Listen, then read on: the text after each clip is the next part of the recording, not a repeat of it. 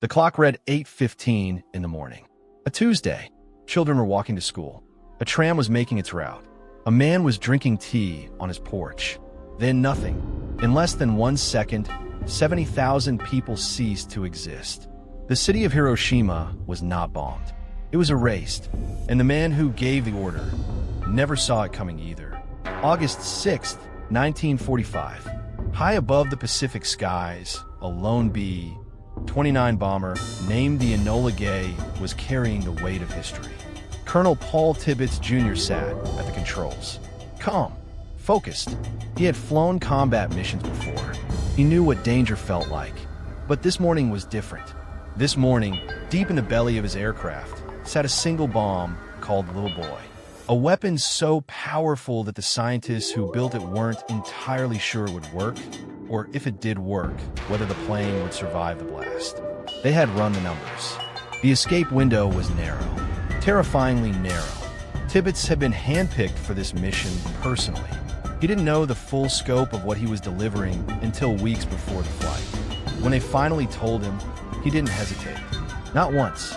He trained his crew in absolute secrecy at Windover Field in Utah, a base so remote that new arrivals thought they'd been sent to the wrong address. No one talked. No one asked questions. That was the rule. And for 18 months, the Manhattan Project, the most expensive, most secretive weapons program in human history, had been building toward this single moment. Now here's what most people don't realize. Little Boy wasn't even the most advanced weapon America had. It was considered the backup design. Simpler, less efficient.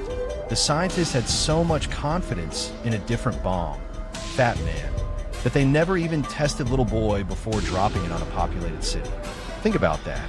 The first time that uranium gun-type bomb was ever detonated in the history of the world, it was over Hiroshima. At exactly 8:15 a.m., the bomb bay doors opened. Little Boy fell. For 43 seconds, it dropped through clear blue sky. The Enola Gay banked hard, diving away at maximum speed. The crew put on their polarized goggles. Tibbets gripped the controls. Every man on board held his breath. Then the world split open. The explosion detonated at roughly 1,900 feet above ground. Airburst by design to maximize the radius of destruction.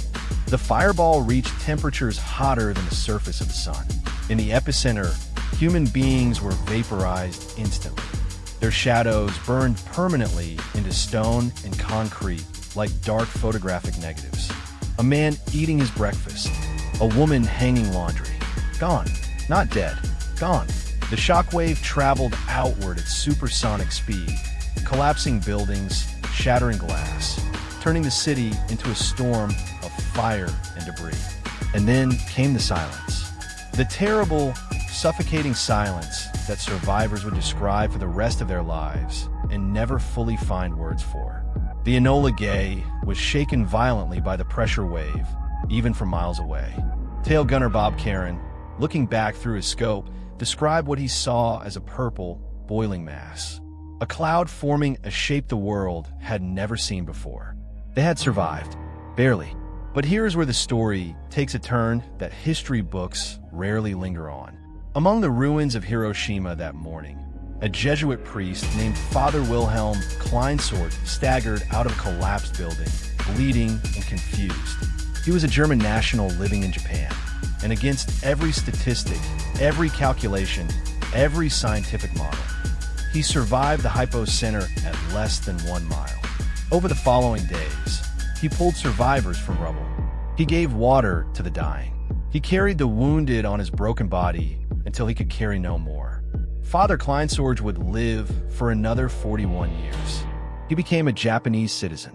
He took the name Makoto Takakura, and he spent the rest of his life caring for atomic bomb survivors, called hibakusha, many of whom were shunned by their own society because people feared radiation was contagious. Radiation, that was the horror no one fully understood yet. Not the American military, not the Japanese government, not even the doctors on the ground. In the days after the blast, people who appeared to have survived with minor injuries began dying. Their hair fell out. They bled from their eyes. Their immune systems collapsed. They called it atomic bomb disease. The world was learning in real time through the bodies of civilians what nuclear fallout actually does to human flesh. 3 days after Hiroshima, it happened again. Nagasaki, August 9th, 1945. A B-29 called Boxcar, piloted by Major Charles Sweeney, was carrying Fat Man, the plutonium implosion bomb. The primary target was actually Kokura, but when Sweeney arrived over Kokura, he found it covered in clouds and industrial smoke. He circled 3 times. The bombardier couldn't get a visual. They had strict orders, visual confirmation only. So Sweeney turned the plane toward the secondary target, Nagasaki. In that decision, that turn of a plane meant the difference between life and death for hundreds of thousands of people in Kokura who would never know how close they came to annihilation. The Japanese began calling Kokura the City of Luck. People from Kokura still speak of it in hushed tones today. Over Nagasaki, the clouds almost saved the city too.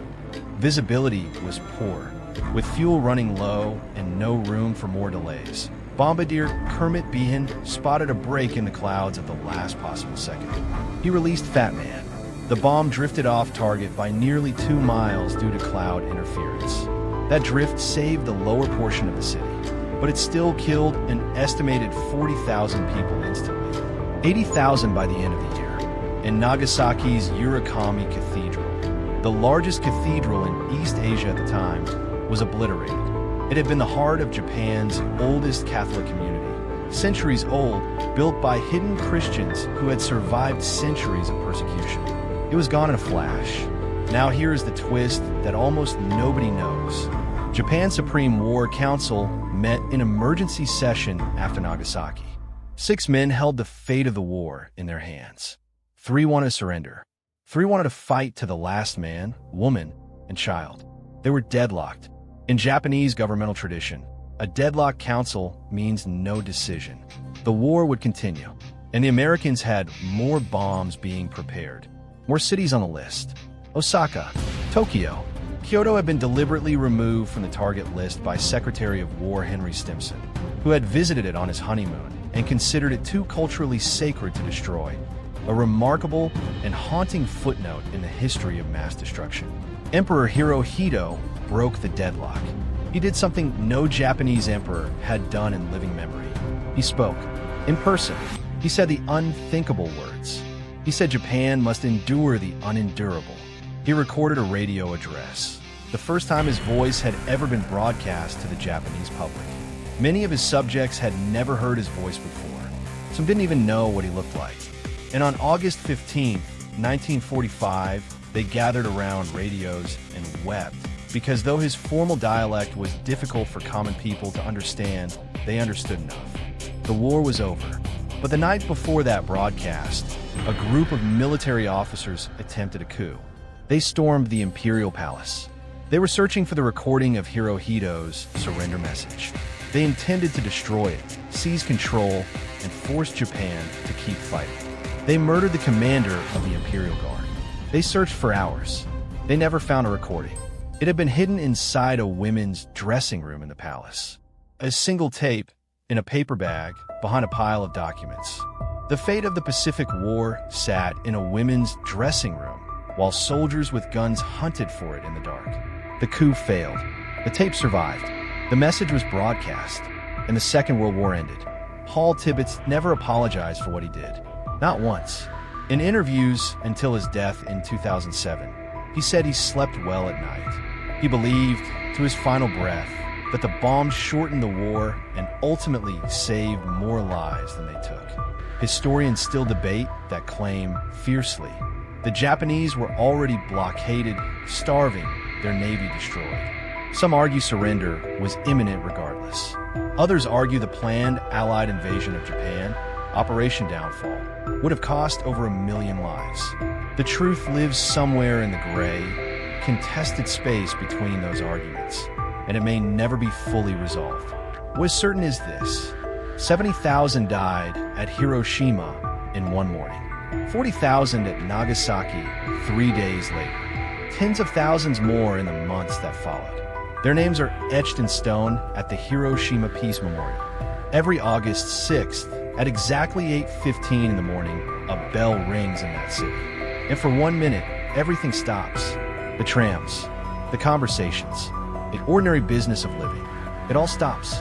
Because in 1945, on a clear Tuesday morning, the ordinary business of living stopped for a city full of people who had done nothing except wake up and begin their day. We built a weapon that could end a war in a single morning. We used it, and now we live in a world where hundreds of such weapons still exist, pointed at cities just like Hiroshima, filled with people just like the ones who were drinking tea on their porches that day. The question history keeps asking us, quietly, insistently, is not whether we had the power to do it. The question is what we intend to do with the power we still have.